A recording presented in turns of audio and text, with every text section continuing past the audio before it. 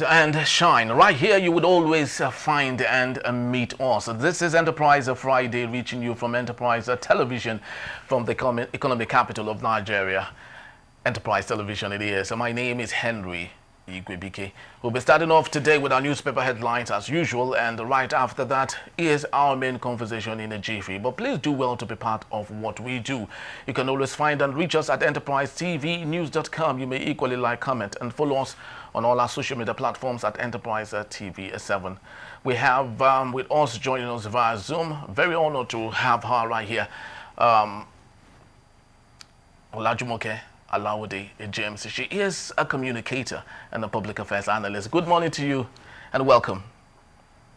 Good morning, Gary. Thank you for having me. Thank you so very much for your time. So let's start off today quickly. Let's just go straight to our talking point. Litany of stories, very interesting ones coming from the Vanguard newspaper.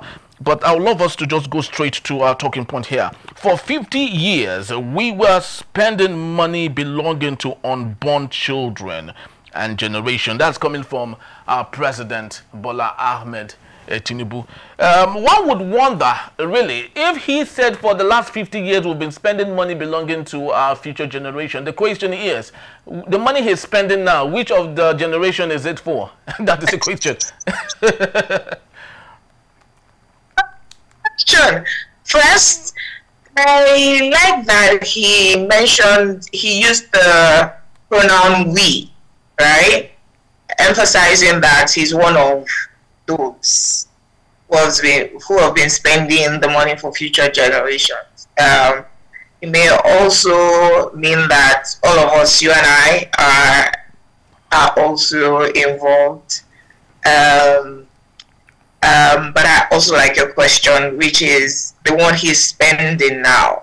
You know, the trillions on yacht, on renovating vice presidential house in Abuja and Lagos, buying SUVs, you know, for National Assembly members, for wives, and on all of the extravagant expenses, particularly the ones mentioned in President Obasanjo's book. You know, President Obasanjo is a messenger that not all of us, you know, appreciate, but they were salient points he made in this book on his 88th birthday. I mean, some people say that it was his 92nd birthday, but officially 88th.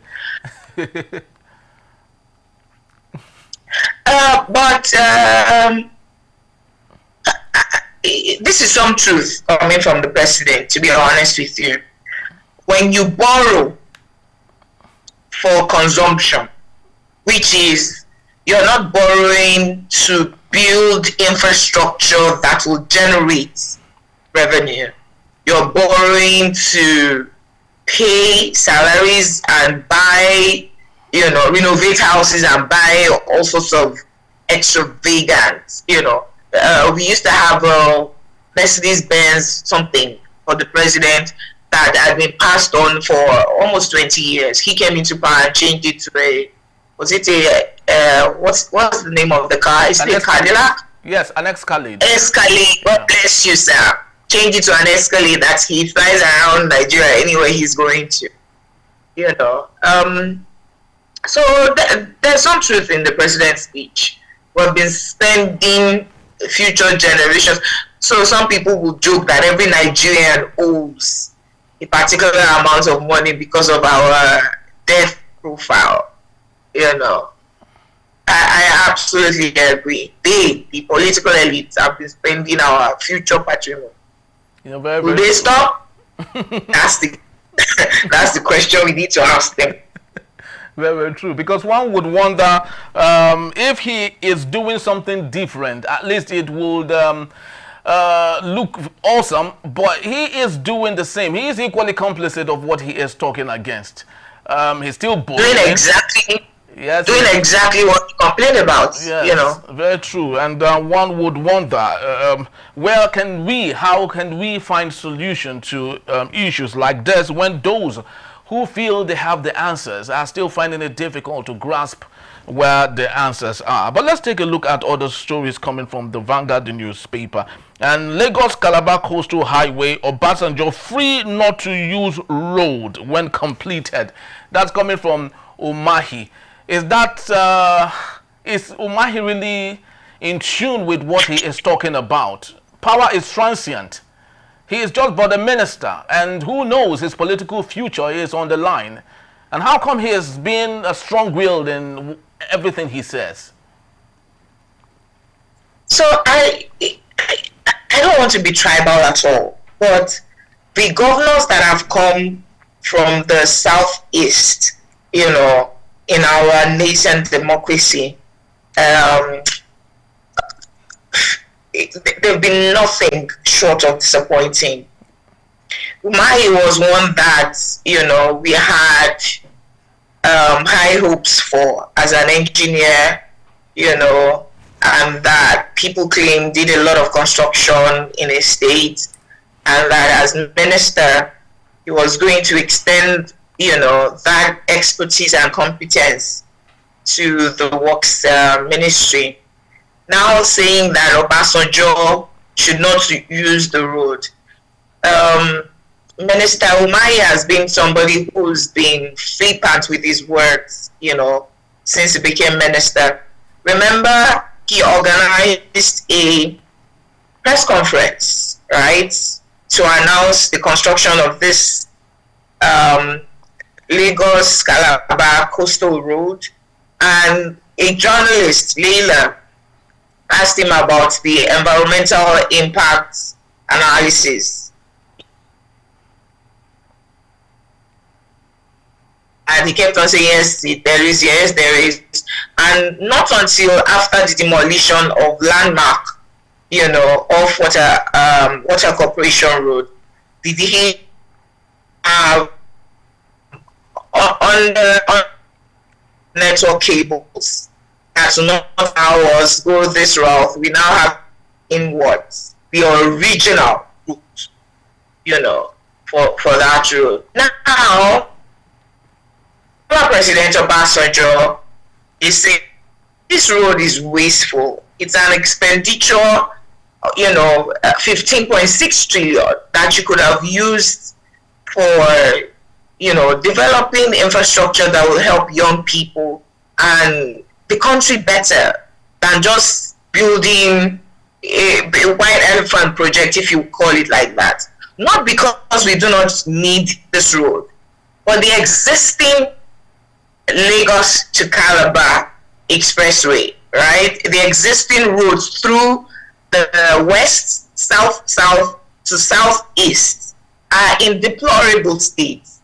And for immediate, functionality, go and repair those, right?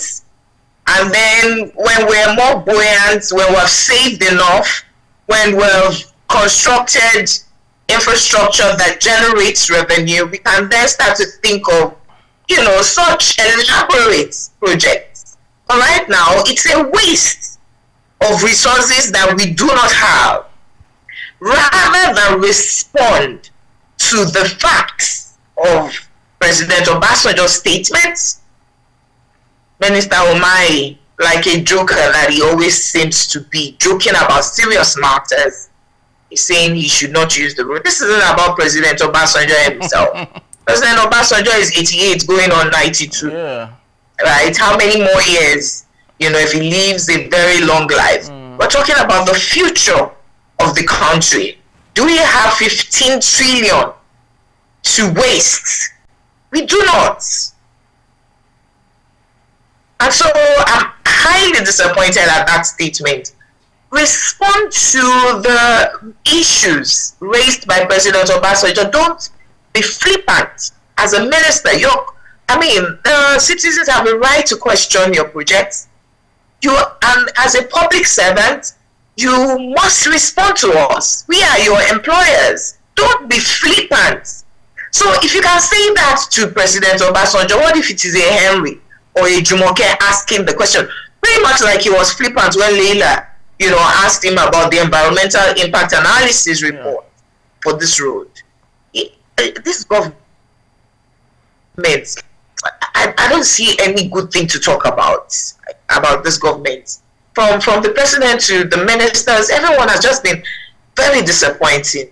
Sad to say.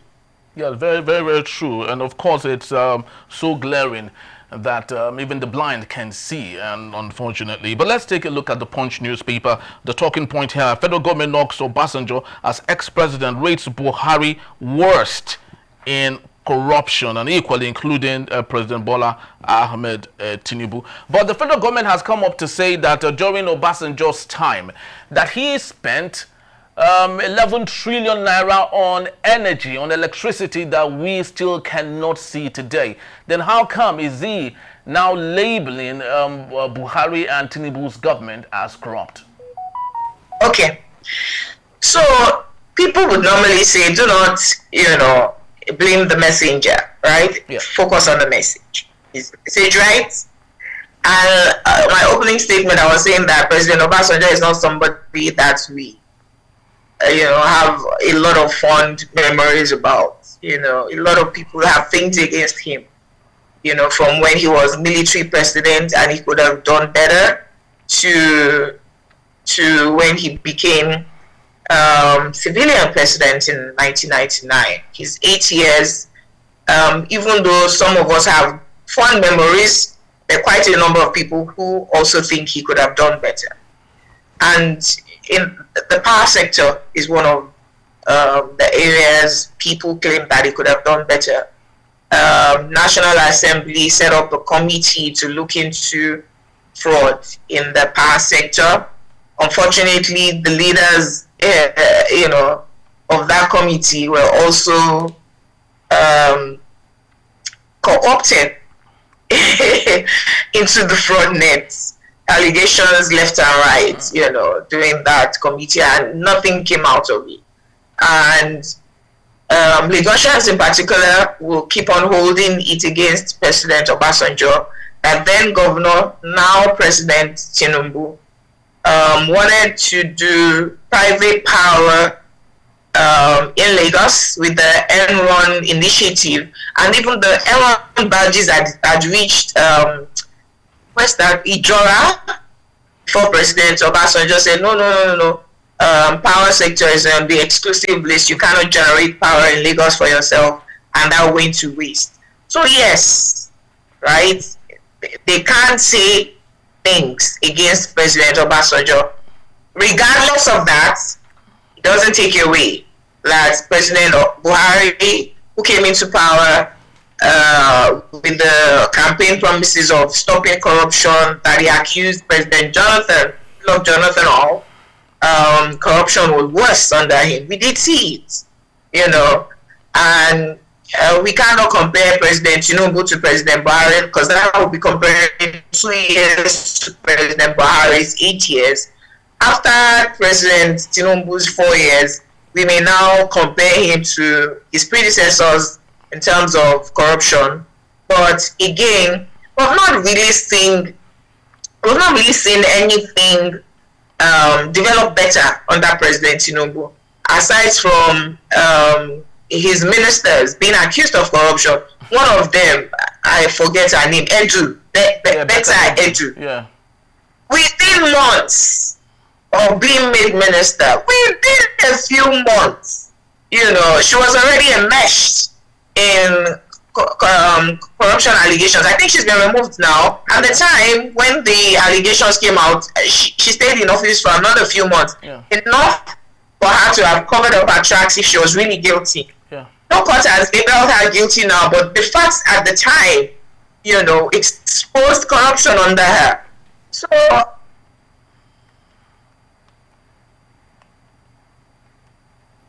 aside from things like that, and buying all sorts of funny things, so if we want to leave the messenger, right, forget that it was President Obasanjo who said what he said. Are the facts right that President Buhari was worse in terms of corruption, and President Tinubu is just continuing in his stead? The facts are right. They're very obvious for all of us to see. You may want to kill the messenger, but the message factor. Very, very true. You know, this issue of leaving the messenger and focusing on the message is more like it's becoming a transition of one president onto another. I would love to believe that if President Bola Ahmed Tinubu is done, he would equally blame the next person for being wasteful, unfortunately. And the question is, and the question is, why can't we even get it right?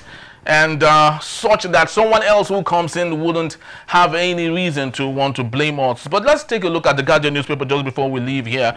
The talking point here is an editorial from gown to town. Death of first-class solutions mock high turnover of university geniuses. I had the opportunity of going through that particular, write-up, and it was stating the fact that back in the days, it was difficult for students to come out with first class. Now it's easy with the proliferation of private universities, first class all over the place. Now they are questioning the impact of this first class in our society and equally questioning the case of sex for grade. Could that be a reason why we have lots of first class students? But most importantly, of what importance are this first class to us in Nigeria and our society? So, incidentally, we had this conversation on radio in Unilag FM just this Tuesday. And the conversation was because the Mass Communication Department of University of Lagos had produced 18 female first-class students during the last convocation. Wow. Right? And I said, during our days, we heard that the last first class was in 1979. My undergraduate and master's in mass communication in University of Lagos. And so the lecturers ensured that none of us in all of the 80s and 90s and 2000s had a first class, right? In their defense, mass communication is such a practical course, and our laboratories and things like that were no longer well funded. I mean, the university had been built, not the university itself, the department, mass communication, had been built in the 70s, and UNESCO, right? For 40 students, my class, we were 400 of us. So we were doing more theory than practical, right? We're supposed to produce newspapers, produce documentaries, and news on radio and television. We were doing more of just doing tests and writing exams. So, I mean, if you got a first class in not doing the practical, then you get into the industry, they will question your first class, right? So that was in their defense. So when this 18 first class students came out in their last convocation, we the old students were now questioning, wait, what changed? If they were mixed gender, if they were mixed gender, they will say the lecturers are, they're giving you your marks. If they teach you only theory and they're testing your theory, they ought not to penalize you for their inability to teach you practical, so they're giving them their marks. But because just 18 females, it just seemed a little questionable. Very true. Anyway, but to answer the second part of your question, which is what's the impact? I think my prior statements would have already attested to the fact that if you're granting more first class, but you're not teaching them everything that they need to know. So I'm a first class graduate from the University of Lagos, the Primus, right? Yeah. And then I get to Enterprise TV, and I'm looking at all your buttons and I don't even know how to work them. So what exactly is my first class aim? Do you get what I mean, Henry? Yes, very true. It's not just it's about improving the teaching so that the students are learning better. It's not just about being more lenient with your marks. It's ensuring that everything a student needs to know. If you're a computer scientist, you know everything you need to know about a computer, so that your first class, when you come out, you are already, producing computers. I think we need to better fund Nigerian education. That's what's most important. Let's fund our education better. Very, very true. Let's fund our education better, because that's the most important thing. And just before I let you leave, just in 60 seconds, if you may, we have a story here. I thought we should maybe talk about it. Inmates are dying in custodial centers due to poor feeding and penal fines. Just last 3 weeks, in 15 years, the United States executed an inmate on death row by firing squad. He actually killed the parents of his girlfriend in 2000, in the year 2000. So just last week he was killed by firing squad. Now that's a first world country. In Nigeria, it's still very difficult for us to sentence those on death row, and because every governor is running away from that, whatever it is. But a situation where we have overcrowded correctional centers, what do you think about that? Do you think we should have a change of dealings when we come to these issues? So quickly, I think there are three things to this. One, we do not have enough prisons to accommodate the amount of criminals that we're producing. I think we should start to think about how to prevent crime than punishing crime. I mean, we do not have enough space. Secondly, Nigeria, the last I heard, we didn't have an executioner. Maybe they weren't paid. Nobody just wants to do the work anymore. But once the last executioner died, nobody applied for the job anymore. So even if the governors were signing, when a judge has sentenced someone to death by hanging or firing squad, even if the governors of the states are signing the death sentence, who is going to execute them? If we do not have an executioner. And lastly, I think we need to start to decongest our prisons. There are more inmates awaiting trial, right, than there are convicted inmates. Yeah. So you will find quite a number of judges or governors just go to the prisons and say, "Oh, you stole chicken. You have been awaiting trial for 10 years. Oh yeah, go home." I think we need to do more of that. Let the prisons be for serious crimes, not somebody who stole money and he's been awaiting trial for 5 years or he couldn't afford his bail. Was too, even though they say bail is free and all of that. So those three things I think would improve our correctional centers. Yeah, very, very true. And the issue is, it's not like we do not have the solutions. There are community things that they can do, especially for those who have committed very little crimes. But of course, the rumor that we have is that most of the correctional centers need those inmates so they can jack up their budget and of course smile home with most of those funds. So the more inmates, the more budget, and the more they siphon some of such money. Do you know how much a prisoner is paid per day? It used to be some ridiculous amount of money. Now it is 1,200. It's 1,200. They just increased it to 1,200 naira for 3 meals, breakfast, lunch, and dinner. So 400 naira each. Well, if you're cooking en masse, if you're cooking bags of rice, 1,200 may seem okay to feed one person a day, because you're cooking. You're not going to the market to go and buy a plate of 300 naira. You know what I mean? So that's way better than the last I heard of it, when it was 200. We were feeding the prisoners themselves less than we're feeding horses and dogs in our correctional centers. Yeah. I'm telling you. It's actually a very, very bad scenario there. Very difficult picture to paint.